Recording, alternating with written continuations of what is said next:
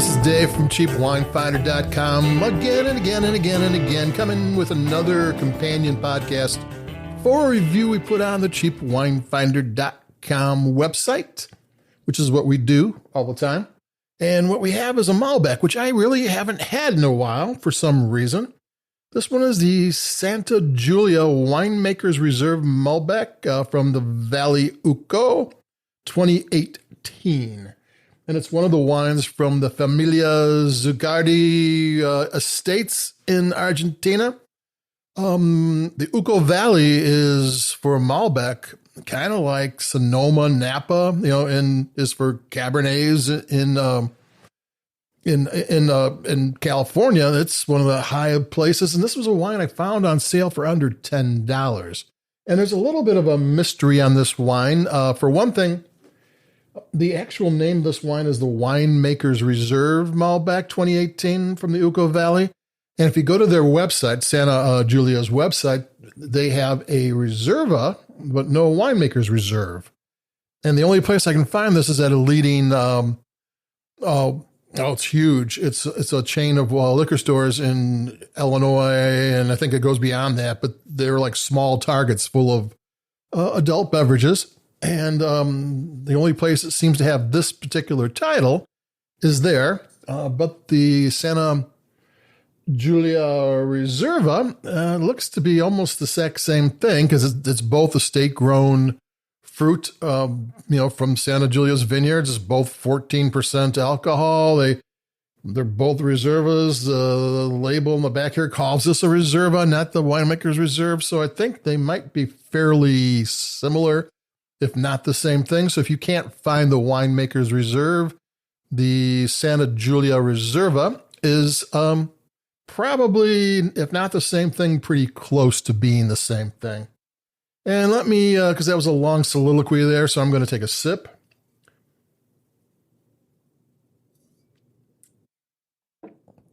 Santa Julia is the daughter of the founder of the wine company who started it back in the 50s, or at least in the wine business in the 50s. And I think this has been around, the Santa Julia label's been around since 82.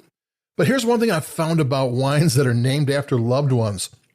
If you get a wine that's named after someone's mother, or like the deceased founder of the family or his only daughter, they don't mess around with those wines. They keep the standards up.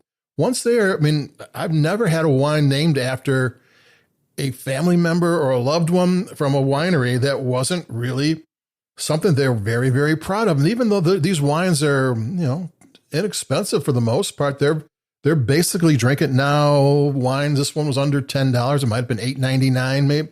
I think the regular Reserva is like lists for $12, but you can get those on sale. So this is very similar to that one. But anytime you name it after somebody in your family and you're a winemaker, you don't screw around with those wines. You don't cut corners. And that's what I found. And this is fine because this, even though it's inexpensive, it really drinks well. And that's one of the things I've gotten away from drinking Malbecs. And, when I first started out with CheapWineFinder.com, the big wines were Shiraz from Australia, and they were really, really big. And then the economy flipping over messed those up. The exchange rate didn't make them values anymore. Then Argentinian Malbec took off, and that had a long, long time where they were really top of the heap. And then they kind of faded, and I think rosé kind of took over for whatever reason. And I kind of forgot about it, and I forgot that there was a time that if you wanted a red wine and you wanted, a well-priced red wine, didn't cost a lot of money, but you wanted to drink like an expensive wine, Malbec from Argentina was the way you went. And and I had this one and go, whoa, in the meantime, red wine from California, especially, essentially Central Coast and Lodi, have really rose to the occasion. The difference between the two was not great anymore. You can get some really, really good red wines from California, Washington State, well-priced red wines to compete with Malbec. But, Malbec hasn't gotten worse or anything. The other wines have gotten better.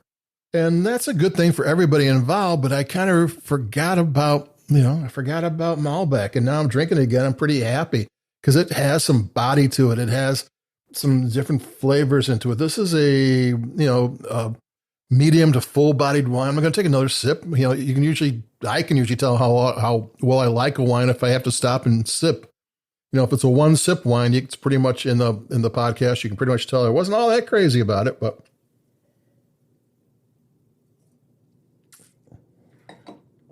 this is full. It gauges your palate.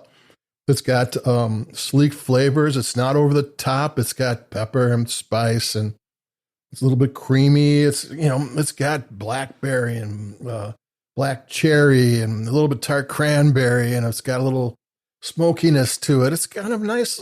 It's a solid red wine.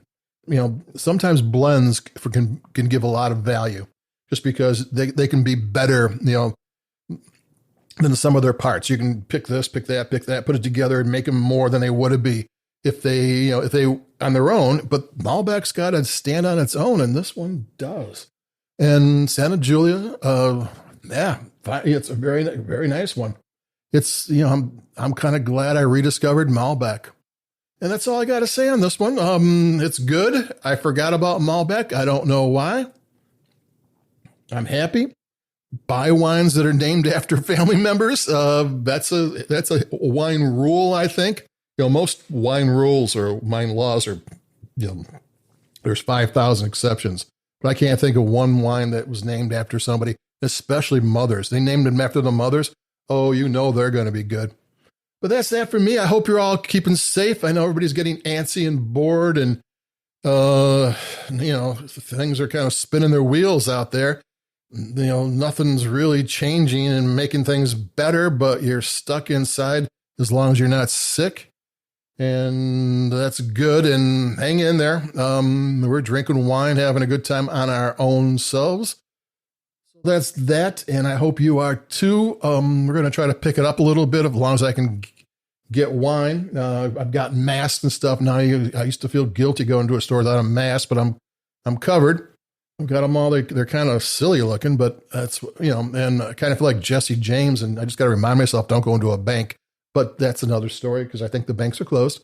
But that's that. Till the next time, be safe. Make sure you walk around and get some exercise, but don't congregate.